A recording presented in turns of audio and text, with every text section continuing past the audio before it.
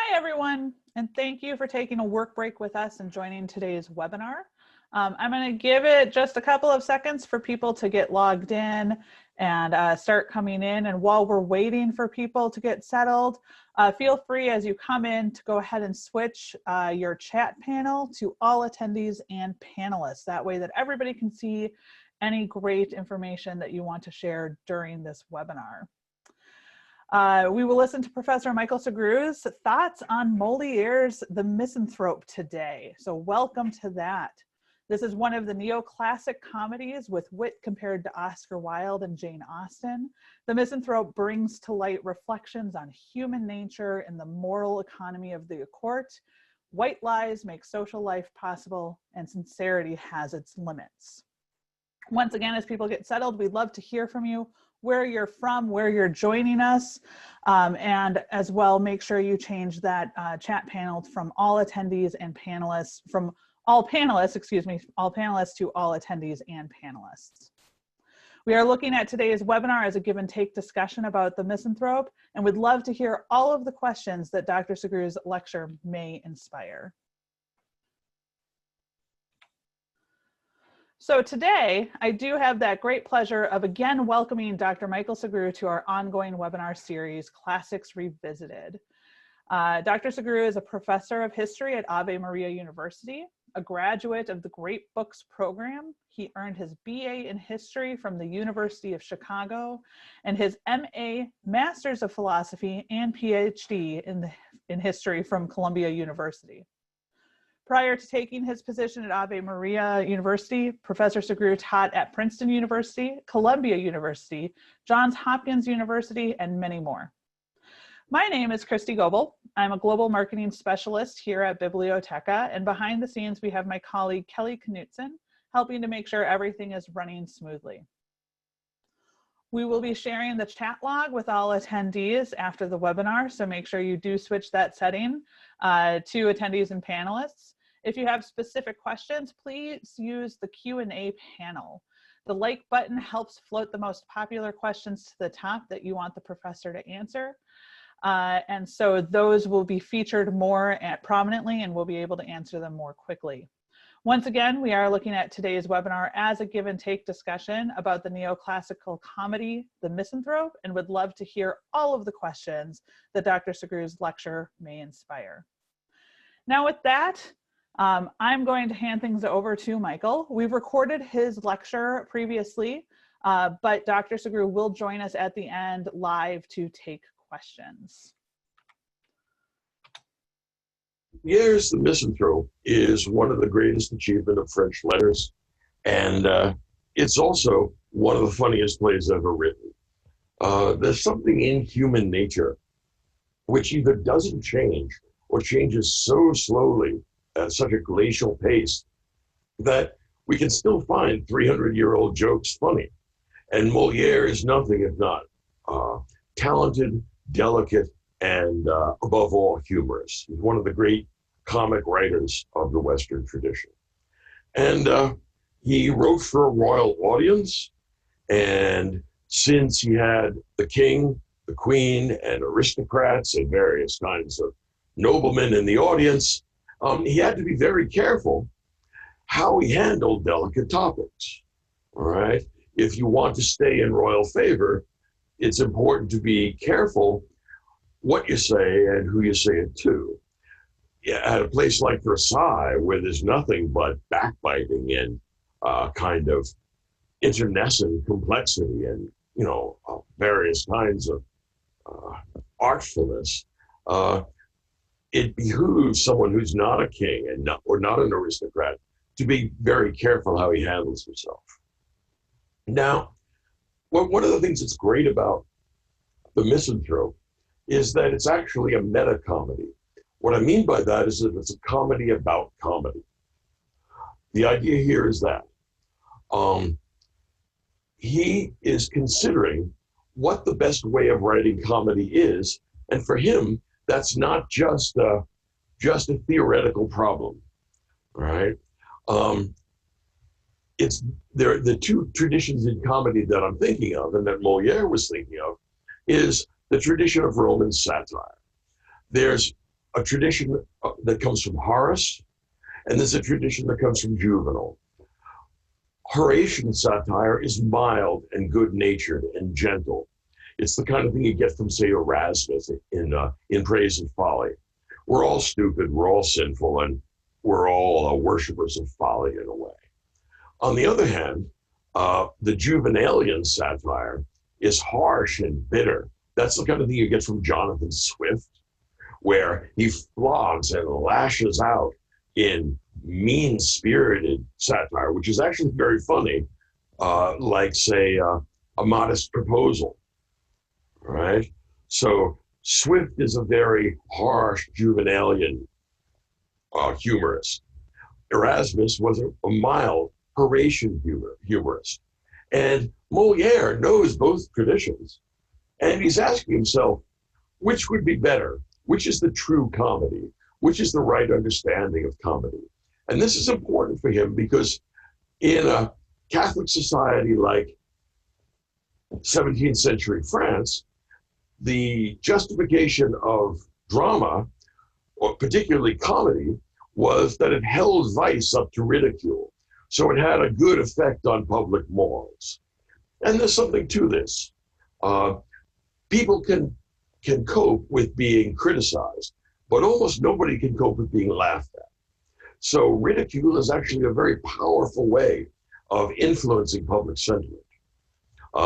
Think of the influence, for example, that late night comedians have on American politics, right? So humor can actually go a long way in talking about the human condition.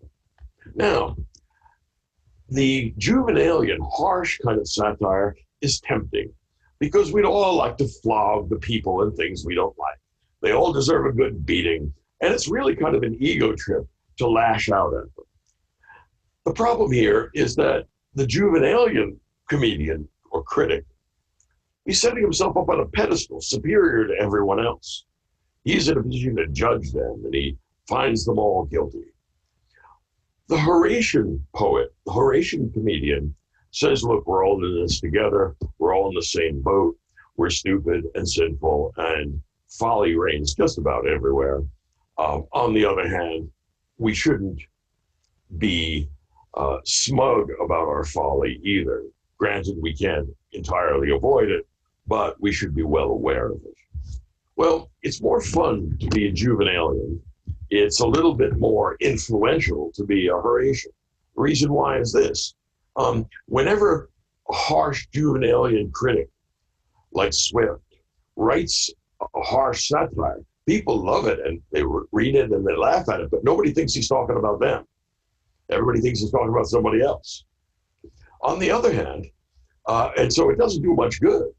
On the other hand, in the Horatian satire, what we get is the sense that it's not especially accusatory, it's not mean-spirited, and we're all in the same boat.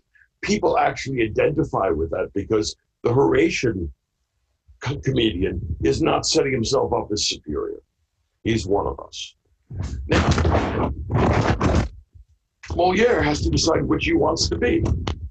And he has to consider the politesse necessary in court life.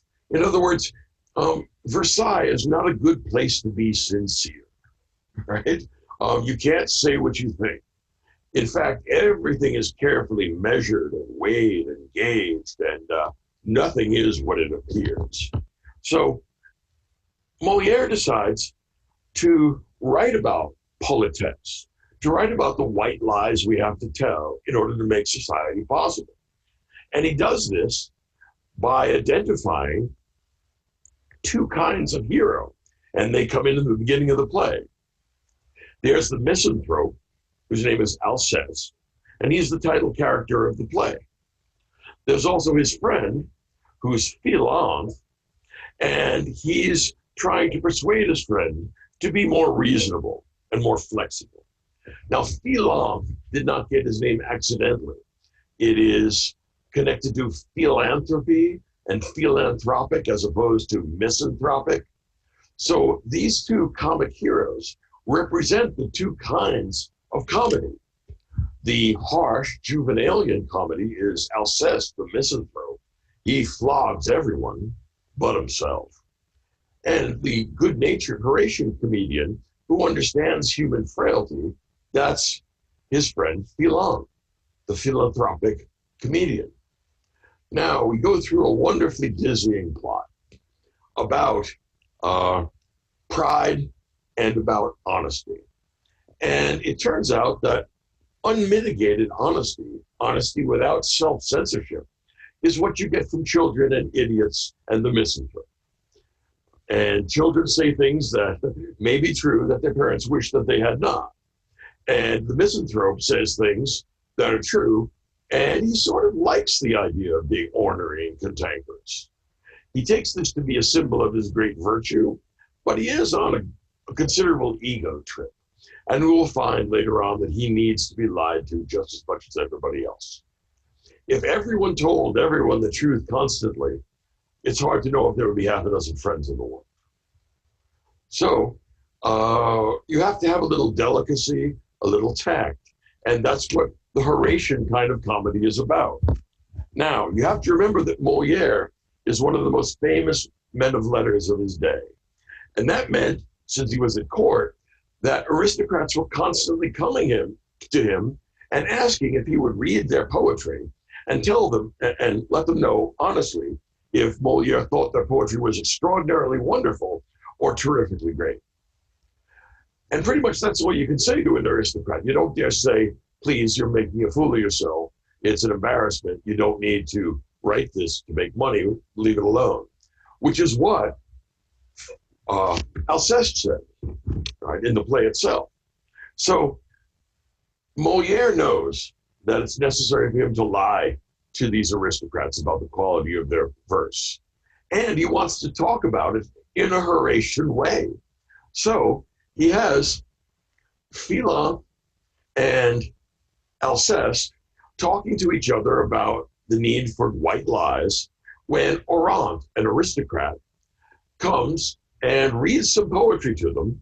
And Philon says, oh, that's wonderful poetry. Why? Because he's a Horatian, mild satirist. And this is a kind of mild satire.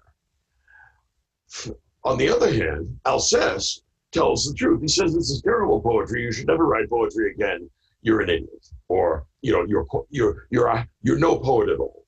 And so Orant takes offense. Orant says he's going to prosecute him for slander, and he's going to take him to court and ruin him, which he does. Now, thereafter, Philon says, well, what was the point of that? How did it help you to tell the guy what you were really thinking?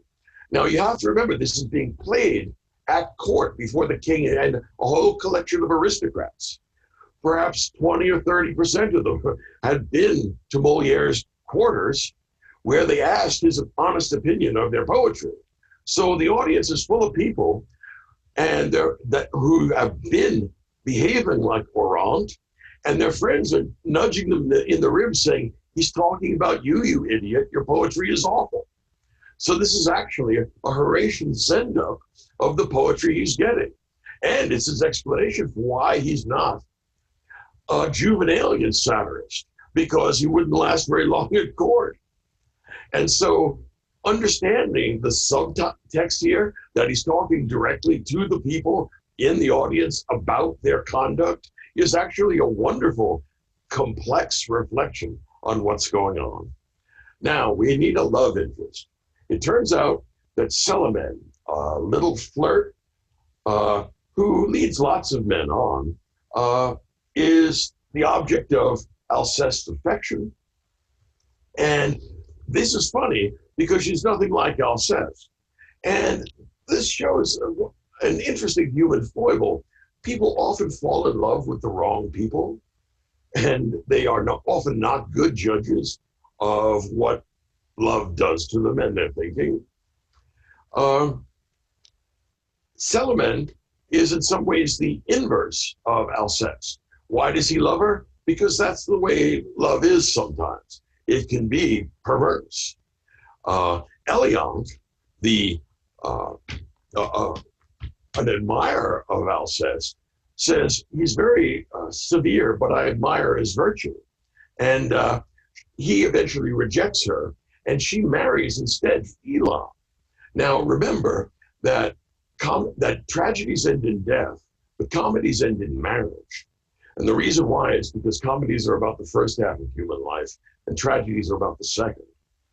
So comedy, because it ends in marriage, identifies in this case the true comic hero, who is Philon, because he's the one that actually gets married at the end of the play.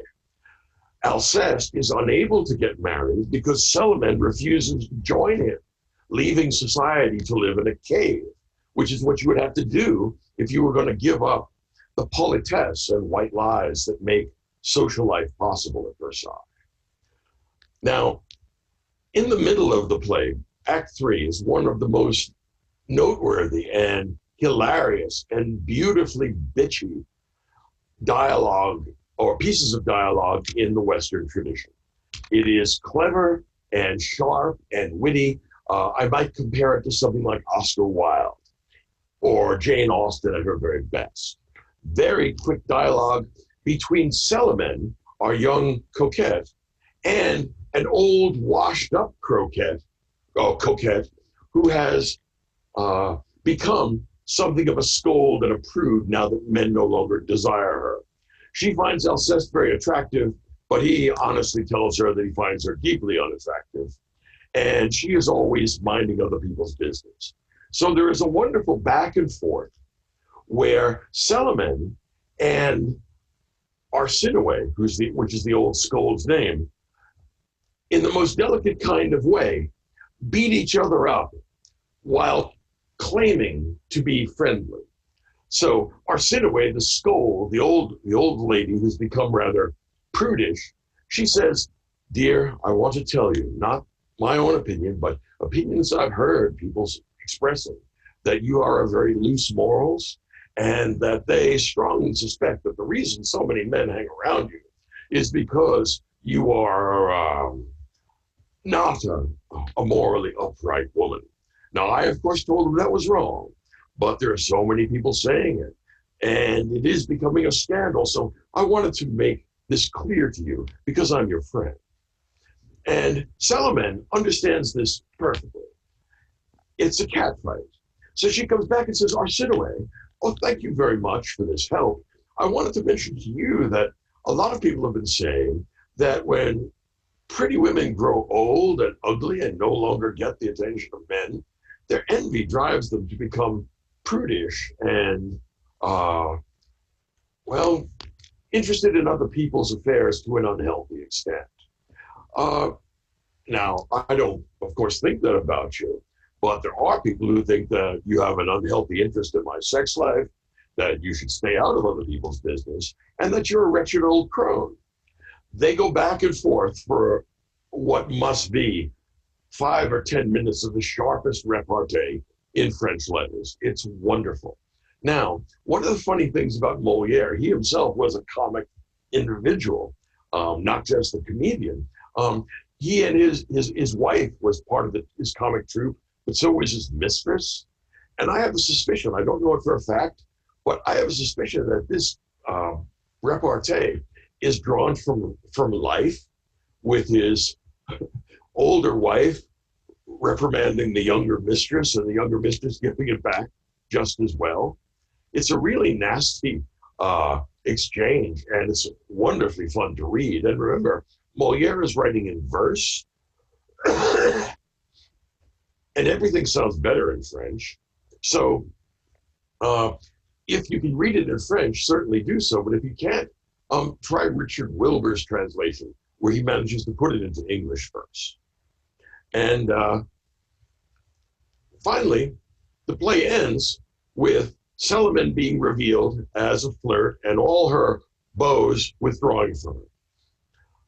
At one point, Alceste becomes so desperate that he actually asks her, "Please, lie to me. Tell me that you love me," because he needs to be lied to just as much as everybody else.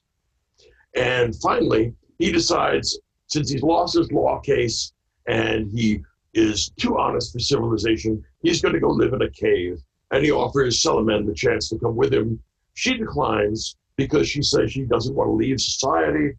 And the last line gives away the significance of the argument about comedy. The last line is, we must go and help this unfortunate man. And Philon and Elion, who are now married, who are getting married, Philon is the true comic hero here. It means that Alceste, the misanthrope, is not the real comic hero, that the Juvenalian comedy is the second best comedy because the Horatian comedy that Moliere has just produced has been devastatingly effective. And now what he's going to do is hold vice up to ridicule. And the vice he's holding up to ridicule is the misanthropy of Juvenalian comedy. So it's a beautiful package. It, in some ways, is a lovely confection, like a beautiful, ornate piece of French cake that's almost too beautiful to eat. And this is, I mean, I think the long suit of French culture, their belles lettres are always first rate, and there's a whole galaxy of writers. But as far as I can tell, Moliere is the greatest comedian in the French tradition, and this is the best work that he did.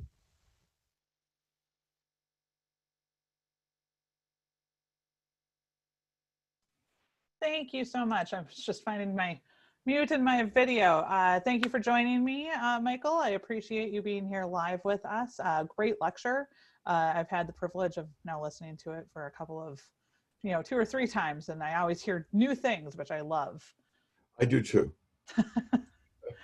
For those of you who joined us, make sure that as we go through, you type those questions into the Q&A box. We'd love to hear from you, love to hear what you're curious about Moliere, about the Misanthrope, or even just French plays and literature that would include of that time period. So I'm going to move over to the Q&A panel right now to see who, I saw a couple come in near the end of the lecture, so we'll start with some of those. Dr. Sugrue, have you ever seen the film adaptation of The Misanthrope done by Ingmar Bergman? And No. if so, wondering what you thought. Oh, no, I haven't. Thank you so much. It had never occurred to me, but I would love to look that up. I owe you a beer. Thank you very much for alerting me to that. I had no idea that Bergman had done such a film. There you go. I would assume that would probably be a 1940s, 1950s rendition if Bergman's in it. Yeah. Another question that has come in is, given how snarky Moliere could be and was in The Misanthrope, how much trouble did he get in with the French court and King Louis XIV? Well, actually, as far as I know, this wasn't the play that caused him the most problems. No. The play that caused him the problem was Tartuffe, because there he attacked pseudo-religiosity, and there was a scheming clergyman or pseudo-clergyman, but the church took it very badly, and they refused to allow it to be produced, and they asked the king, and successfully, to censor Moliere about that. Now, with regard to the Misanthrope, well, I don't know. I don't think that he got in any more trouble than he could handle because of the gentleness of the criticism. Remember that he's always able to say to any individual aristocrat, look, I was talking about a fair number of guys, and you know who they are, who are dabbling in letters, but you and I know each other to be at the top rank in terms of literary judgment. So you can always flatter your way back, and the aristocrat may or may not recognize that, depending on whether he has a kind of whether he's using his head or not. But the work is done for anybody with smarts. They realize, look, he's saying he has to tell you how great it is. And even more, it must have brought a lot of delight to the guys who are sitting next to the would-be poets, digging them in the ribs, saying, I told you your poetry was awful. All right, but you told me Moliere told you it was great. And that's why. I mean, it's such a beautiful, elegant, oblique way of communicating the truth. And that shows the strength of the Horatian tradition. It is possible, by checking your pride at the door and treating yourself just like anybody else to criticize in a way that people accept because they know it's true. Thank you. Actually, a follow-up question that I had written to that's similar to that, but the Misanthrope came about midway in Moliere's career. It came in 1666 to put the full date on there. He had already written a number of well-accepted works for both the court and his playhouse, including the famous Tartuffe, which he did get into probably more trouble than he did, and The School for Wives. Do you believe that by the time he wrote the Misanthrope, Tartuffe, I believe, came only 2 or 3 years before the Misanthrope did, if I remember my history, was he beginning to want to point out more falsities in the court, or was this always an undercurrent of his plays? Yes, there's certainly a sense that society is conventional and that these conventions are necessary. And, white lies are a fact of human life, except, for children and idiots. And people who have lost a sense of proportion. See, the problem with Alceste is not that the honesty that he values is a bad thing. It's that you have to have some judgment about how to deploy your honesty. And although he detests dishonesty, like everybody else, he succumbs to it. Mm-hmm. So my guess is that he's wanting to get into the good graces of the court. And so he's not going to produce anything that's religiously oriented by the time we get to the Misanthrope. The Misanthrope, though, is a permanently funny idea. Notice that tragedy is about individual people. It's about Hamlet or Othello. We can't say that Hamlet is about the indecisive Oedipal young man. No, it's about a particular guy. Same sort of thing with Oedipus. Oedipus isn't the incestuous guy who blinded himself and wrecked his life. No, he's a specific person. Now look at the titles of Moliere's great comedies. The Misanthrope, all right? The Imaginary Invalid, all right? These are permanently funny things, but the key thing is here, these are types of people. These are not individuals. In other words, saving up money and pinching every penny so that you can be ultimately the richest guy in the cemetery, that's an intrinsically funny idea because it's intrinsically stupid. It shares that permanent funny quality with Aristophanes. And his jokes are even many centuries older, but they're still funny too, all right? The same sort of thing that we find in all the types that Moliere gives us, that's characteristic of comedy. So the Misanthrope or the hypochondriac, the imaginary invalid. Hypochondria is funny. When people think they're sick but aren't, that actually can be played all day and all night. And Moliere hit right on it. And he has what I would call perfect pitch for comedy. That's why they're still funny, at least for me. Yeah. We have a question here. Do any Moliere's original scripts survive? Like from don't know about the manuscript.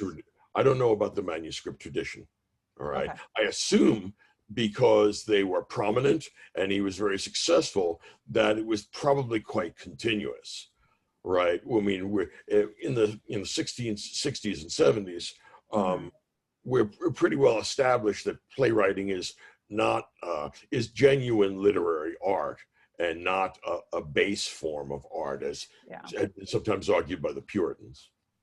And then you mentioned, going off of that one, since we're talking about the original scripts, but you had mentioned the Richard Wilbur translation. Obviously, that's an English translation. The original French Moliere and most of the adaptations since then in French are still the rhyming couplets. Richard Wilbur does have the rhyming couplets as best as he could with that translation. But do you know of any other translators who did the rhyming couplets, or did they do more of just a straight translation for Moliere's text? I think Wilbur is the one who comes closest to holding on to the French poetry. Okay. Now, if you have, since this is an audience of librarians, I'm sure you are linguistically capable. If you have the French, read it in the French. It's just gorgeous.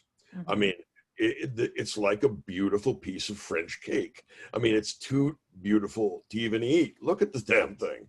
And if you don't have the French, you get a sense of what it's like from Wilbur, and that's really wonderful too. I don't know of any better translation. I wouldn't want to translate Moliere literally. Show a little of the tact that Moliere himself is arguing for, right? I mean, if you want to treat Moliere literally, and without a certain amount of, I don't know, how can I put it, emotion into your translation, I think you're going to miss what's vigorous in Moliere and what's still alive in him. I do know, and I don't have the talent of reading or writing French. I took Spanish in high school, and that is rudimentary at the moment anyway. But I do remember my sister coming back from her French classes in both high school and college, and Moliere was an assignment in French, I would say 2 probably at that point.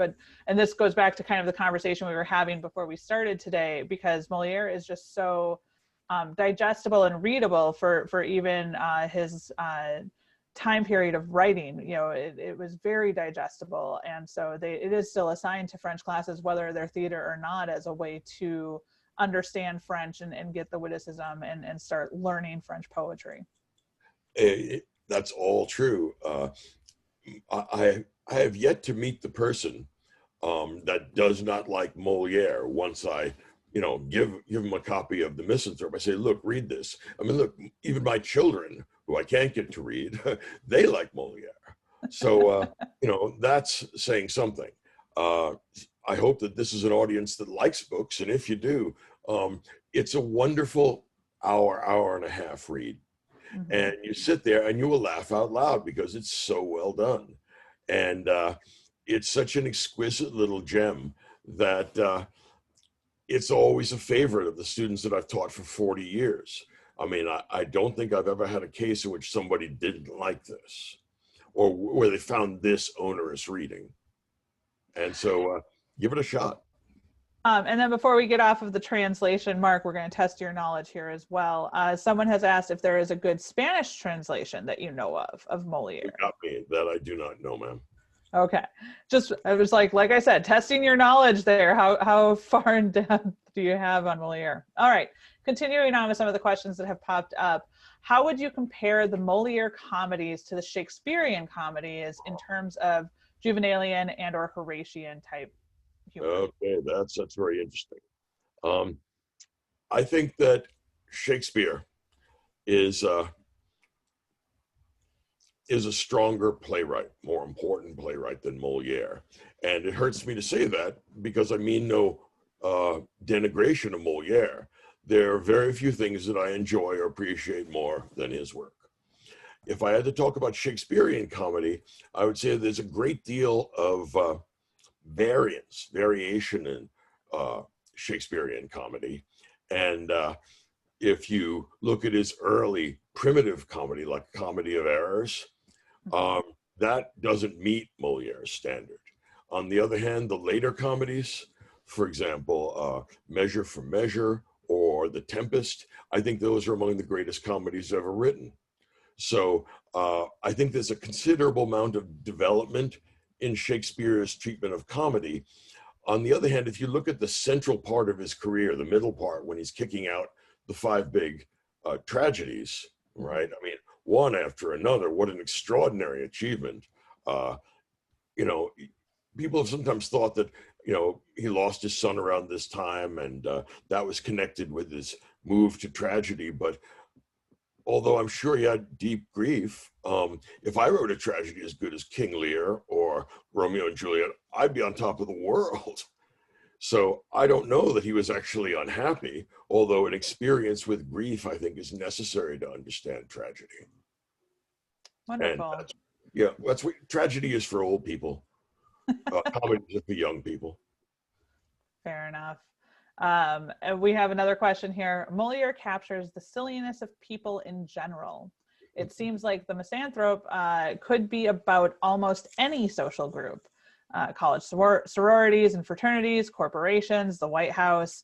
Was it his goal to write an universally accepted or applicable work? Yes, that's exactly the idea. In other words, in choosing between Horace and Juvenal, when he says, look, Horatian, gentle, good-natured, inclusive satire or inclusive comedy is the right route to go because one, it's effective in changing the world, changing people, but two, it's genuinely funny if you do it right. Now, granted, it's easy to get big laughs if you're going to flog everybody. It's not easy to get big laughs, which this play is full of, if you're gently pointing out the foibles of the audience, all right? Mm-hmm. You have to imagine all those people who are thinking, oh God, I did bring my sonnets to him. And how powerfully effective that must have been, because no one can take offense, because he can plausibly say to anyone, of course, I don't mean you. And of course, that just proves his point. And in that sense, he's trying to write a universal comedy. Yeah, that's right. Universal think of it this way. A lot of ink has been spilled trying to persuade us that tragedy is philosophically deep. And in fact, it is, or it can be. Less attention has been paid to comedy, but I think that comedy is at least as important. And I think that comedy can be cognitive. Now, not all comedy is, of course, slapstick and, you know, the Three Stooges. That's not the cognitive comedy I'm talking about. But something like Moliere is actually telling us something. You're learning something about human nature in the Misanthrope. And you're also learning something about human nature in both Measure for Measure and The Tempest, right? Prospero is behind everything and in control of everything, but you would never guess that from the perspective of the characters.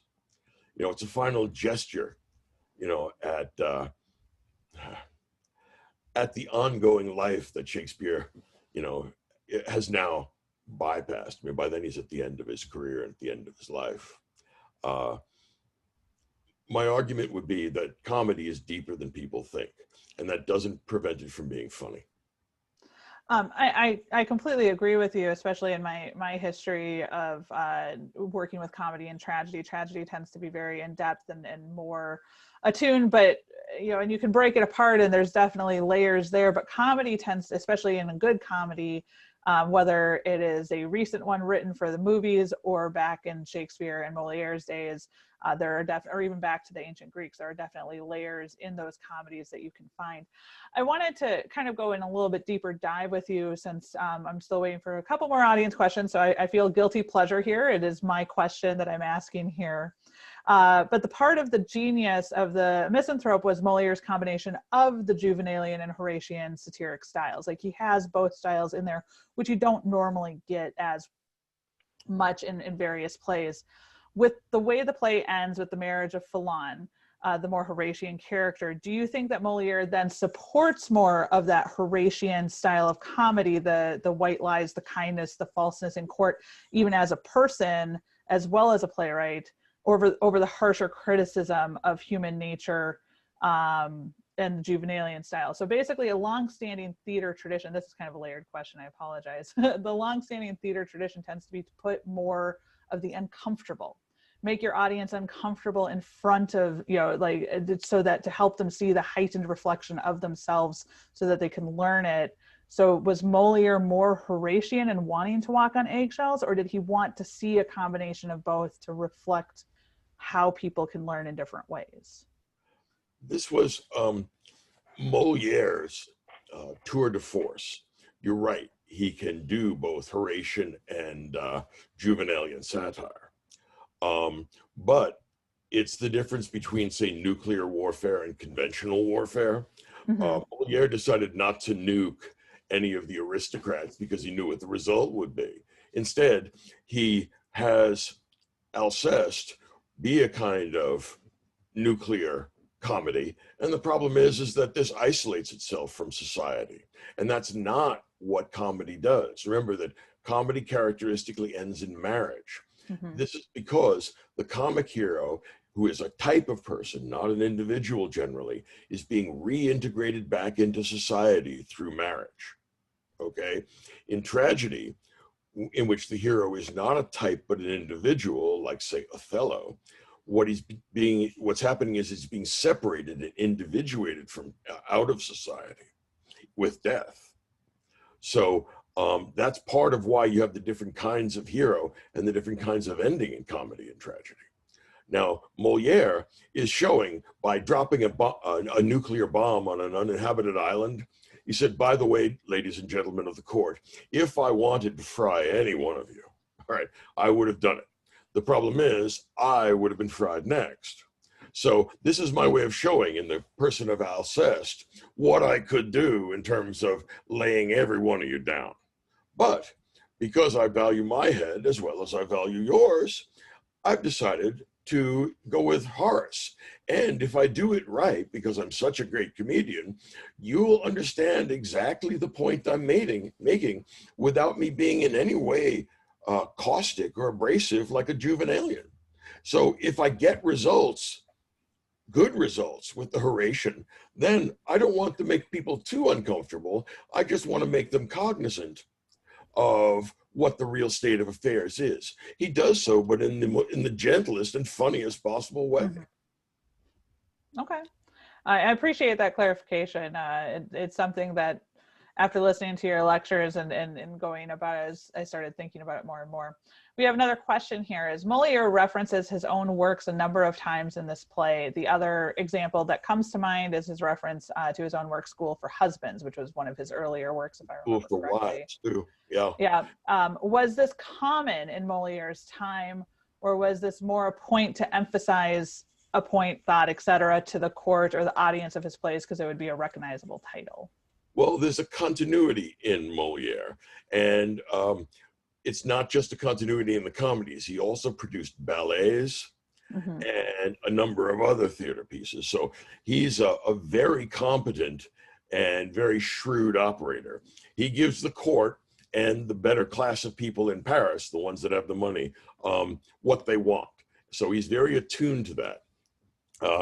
The School for Wives, or the School for Husbands, is a great theme from comedy that sustained comedy for many more centuries than the 3 or 4 that are separating us from Moliere. Think of Lysistrata with Aristophanes. The women go on a sex strike. That's an intrinsically funny idea. If I tell my 18-year-old freshmen about this play now, they will all smile and laugh slightly because it's still funny. Well, the same thing is true about the School for Husbands and the School for Wives. People often are lacking self-knowledge in Shakespeare, and quite correctly. I mean, in some ways, that's the big theme that holds all the plays together. But in Moliere, it's kind of assumed that people have a limited self-knowledge, which is kind of what you would expect from a wry comedian. And he says, not only don't you know yourselves, you also don't know your husbands or your wives. So our lack of knowledge and our unintentional opposition and conflict is the matter for comedy. And it's actually still a live topic. You know, I don't think there are any great tragedies left to be written. And the reason why is that we don't have kings and generals and people sufficiently elevated to meet Aristotle's standard. But I think there are still great comedies yet to be written because we're all stupid and refuse to learn. And we all make mistakes even though we know better. And when you're honest about it, each of us is as dumb as everybody else. So that's why I think that there's still great comedies yet to be created. I love hearing that. I love comedies. We did get a question in saying, is there a current playwright or even a movie maker, director, storyteller that you can think of who is our current Moliere? Okay. Before he became really deep, I thought Woody Allen was very funny. When he started to get all existential and black and white film, that just was trying. But his early stuff, and I'm thinking particularly of what I think is his best work, it's called Broadway Danny Rose. And what he's specifically trying to do is create moral artwork. And if you look at the the dopey guy that is the hero, he is still a man of considerable compassion, and it's why Broadway Danny Rose gets his own sandwich at the Carnegie Deli. So yeah, I would say Woody Allen at one time. Who else is a great comic movie maker? Can't think of any that come to mind. Fair enough. Kind of going on that, are there any more of Moliere's works that you see the same witticism, reflectiveness on society, and depth that we can recommend our audience read? Yeah, absolutely. If you get a chance and you liked the Misanthrope, go to The Imaginary Invalid. That's a rip. Hypochondria is funny. Now, art and life kind of connect here. Because The Imaginary Invalid was Moliere's last work. It was being performed at court, and while he was playing it, he was the imaginary invalid, of course, he had a heart attack. So he turned all red and his eyes bugged out, and he began ripping at his shirt, and he hit the ground or lurched around the room, and nobody knew what to do. But I believe the audience thought it was actually pretty funny, so they clapped. And then they dropped the curtain, and 2 hours later he was dead. Now, I don't know if he went mourned or unmourned, given that both his wife and his mistress were probably on stage with him. But we lost a great wit when he died, and this was God's way, in a way of saying, aha, I can go you one better. You think you're a comedian? I'll turn your life into a comedy, and everyone will clap while you die in a play about hypochondria. I mean, you can't do it any better than that. After studying theater my whole life, I don't know if I actually ever heard that story. That's amazing. That's how he goes. Horrible for him, but still an amazing anecdote. Yeah, I mean, you see where comedy comes from. So I have a fairly weighted question here, and it is a little bit long-winded, so bear with me. When I knew we would be doing this, I had to pull out my old copy of the play and reread it. I think you and I chatted about that a little bit. With today's struggles, and I know we have an international audience for the most part, but this is probably going to be a little bit more US heavy oriented. But with today's struggles and the politics going on, especially in the United States, a line spoken by Fallant near the beginning of the play really did strike me, which probably didn't the last time I read it, which was 15, 20 years ago. And wise men accept their times without objection, and there's no greater folly, if you ask me, than trying to reform society. Now, do you believe Moliere truly believed that? Or was it more of a reflection that mankind changes, but that they change so slow, especially on a personal level? And what, if anything, can this play written in 1666 still teach us today about how we should or should not act and should or should not change in today's society? Well, that's a very interesting question. Let's see if we can take it apart. Yeah. I think that Moliere, given that he's writing at the French court or in Paris in 1666, at the height of French absolutism, I think that not only Moliere, but that anybody who wants to keep his head on his shoulders is going to vociferously express the belief that reforming society is a very, very bad idea. Up until 1789, that was not a good thing to advocate in France. Right. I mean, you might advocate a change, a change in morals, like, say, Rousseau did in the first discourse, the discourse on the arts and sciences. But if you're at court, suggesting that we should go on social reform, activities would be completely out of place. It's because it really would have no historical roots and historical sources. In other words, reform is considerably easy in a democratic regime that has a written constitution that has actual, a process set up to create amendments. But the French absolutist regime was not set up to be amended. It's a relic of the Middle Ages. So I think that it would be, honestly, suicidal and stupid. Remember, he's Moliere as a family as well. To say, he wants to argue against monarchy or some such thing as that. That doesn't mean that you're not concerned with the moral improvement of the world. It's just that you accept the fact that you're not going to be able to perfect it. That's the Horatian view, because look, each of us is part of the problem, right? The idea that everybody else is the problem isolates us and makes us incapable of community. So I think that one of the important things about Moliere's comedy here is that the real comic hero gets married and goes back into the human community, right? So you get reintegrated. Think of it this way. Comedy is about revocable mistakes. In other words, mistakes you can fix, right?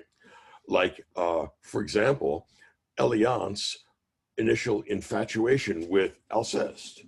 She sees later on that she's better off with Philanthrope, and she's willing to take second best. Why? Because that's actually better for her, right? So comedy is about revocable mistakes. Tragedy is the opposite. It's about mistakes you can't fix, right? Once at the end of Romeo and Juliet, once Juliet is dead, there's really nothing else for Romeo to do but take the rest of the poison, all right? So comedy and tragedy in that respect are about what can be fixed and what can't in human life. Okay, thank you. We have two final questions from audience members here. Recently, one is more of a comment, but I want to get your take on it. Recently, I heard Dave Chappelle's stand-up comedies compared to Moliere for today's young people. Do you have thoughts on that? I really think he's funny. I think he's a terrific comedian. I think he's very talented, and I don't think he pulls punches.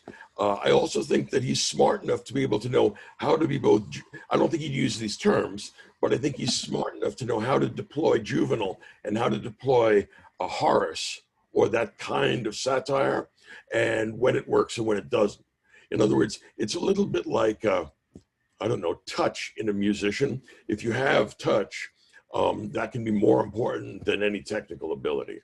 And I think that both Moliere and Dave Chappelle have touch when it comes to comedy. Wonderful.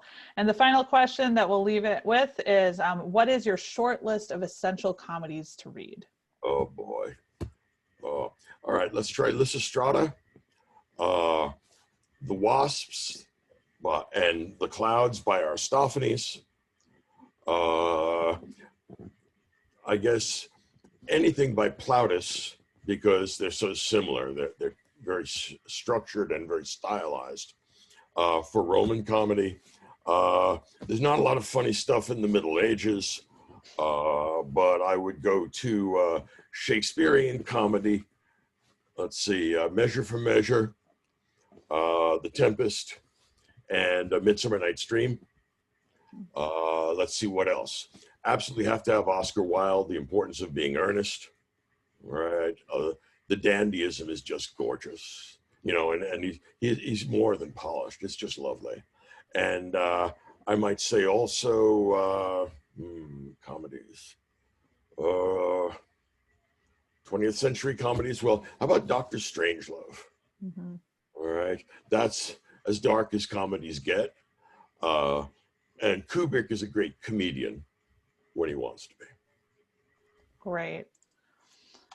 So thank you so much for this great conversation, Michael. We really do appreciate it. We love getting a deeper dive into Moliere's comedy and the Misanthrope and just hearing your view on everything. We do currently have one more reflection break scheduled and 3 more to be announced with Dr. Sugrue in our Classics Revisited series, so keep an eye out on that. We will be discussing the history of the Peloponnesian War next week by Thucydides. I always make that mistake right there, on the 22nd. Additionally, if you've enjoyed today's webinar, Biblioteca is continually adding to our virtual event lineup, always driven by engaging library leaders and what libraries around the world want to hear about.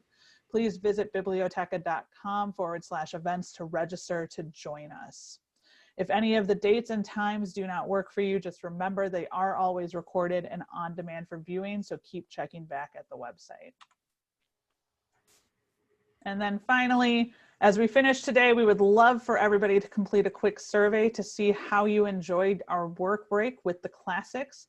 If you have any questions, leave them in the follow-up survey that will pop up as you log off. And with that, from everyone at Biblioteca, thank you for joining us today, and thank you, Michael, again for leading today's discussion.